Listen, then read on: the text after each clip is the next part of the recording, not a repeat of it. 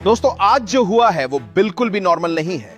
Crypto का गिरना आजकल आम बात हो गई है। स्टॉक मार्केट भी गिरता उठता रहता है, लेकिन जब एक ही दिन में सिल्वर 17% गिर जाए, ETF सिल्वर 25% टूट जाए और गोल्ड 7 से 10% नीचे आ जाए, तो यह साफ संकेत है कि मामला सिर्फ मार्केट का नहीं, सिस्टम का है। सबसे गंभीर बात यह है कि यह सब बहुत कम समय में हुआ। सिर्फ 1.5 से 2 घंटे में करीब $5 ट्रिलियन का खेल हो गया और पूरे 24 घंटे में $10 ट्रिलियन का वाइप आउट। इतनी बड़ी रकम ऐसे ही नहीं हिलती। यह रकम चीन की जीडीपी के आधे के बराबर बैठती है, यानी झटका मामूली नहीं था। अब इसी दौरान एक और अजीब चीज हुई। जिस वक्त गोल्ड और सिल्वर में ट्रिलियंस का लेन देन हो रहा था, उसी वक्त दुनिया का सबसे बड़ा metal exchange London metal exchange कहता है कि टेक्निकल ग्लिच आ गया है, हम काम नहीं कर रहे। ठीक उसी समय एक बहुत बड़ा बैंक HSBC भी बोलता है कि हमारा सिस्टम डाउन है। दोस्तों, जब पैसा बह रहा हो और सिस्टम अचानक बंद हो जाए तो सवाल उठना लाजमी है। अब जरा गोल्ड की तरफ ध्यान दीजिए।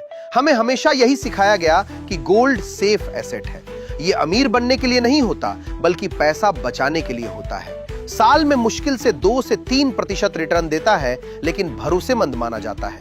लेकिन अगर वही गोल्ड एक दिन में 7% गिर जाए, तो इसका मतलब यह है कि अब सेफ एसेट की परिभाषा भी बदल रही है।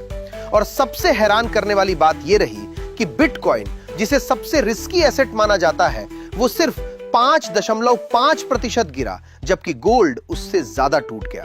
यानी जो सबसे सुरक्षित माना जाता था, वो ज्यादा हिल गया।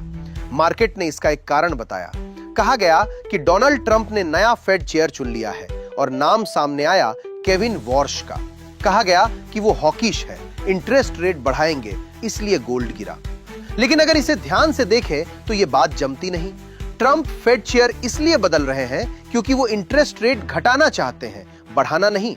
अगर रेट घटेंगे तो ट्रेडिशनल इकोनॉमिक्स के हिसाब से गोल्ड को ऊपर जाना चाहिए, यानी ये वजह सिर्फ एक बहाना लगती है। अब असली बात समझिए। आज जो क्रैश हुआ है वो फिजिकल गोल्ड और सिल्वर का नहीं है, ये क्रैश है पेपर गोल्ड और पेपर सिल्वर का। पेपर गोल्ड और सिल्वर का मतलब होता है कागज पर वादा, असली सोना या चांदी नहीं, बस कॉन्ट्रैक्ट। पश्चिमी दुनिया में ज्यादातर ट्रेड इसी कागजी सिस्टम पर चलता है। लोग खरीदते बेचते हैं, लेकिन फिजिकल डिलीवरी कोई नहीं लेता। पूरा सिस्टम इस भरोसे पर टिका है कि कोई भी आखिर में आकर असली सिल्वर या गोल्ड मांगेगा ही नहीं। लेकिन अगर कोई मांग ले तो बड़ी दिक्कत खड़ी हो जाएगी, क्योंकि उतना फिजिकल सिल्वर मौजूद ही नहीं है। अब यहां से जियोपॉलिटिक्स शुरू होती है। चाइना फिजिकल सिल्वर में डील करता है। ईवी, सोलर पैनल, सेमीकंडक्टर, हर जगह सिल्वर चाहिए। चीन सिल्वर जमा करता है और चाहता है कि इसकी कीमत बढ़े, क्योंकि उसकी इंडस्ट्री उसी से जुड़ी है। वहीं अमेरिका और पश्चिमी देश पेपर सिल्वर में खेलते हैं। वो चाहते हैं कि सिल्वर सस्ता रहे, ताकि कोई डिलीवरी की मांग ना करे और उनका कागजी सिस्टम चलता रहे। इसी वजह से आप देखेंगे कि शंघाई में सिल्वर महंगा रहता है, जबकि लंदन और अमेरिका में सस्ता। पिछले महीने के अंत में एक खतरा पैदा हो गया था। कुछ ट्रेडर्स ऐसे पोजीशन में आ गए थे कि वो डिलीवरी मांग सकते थे।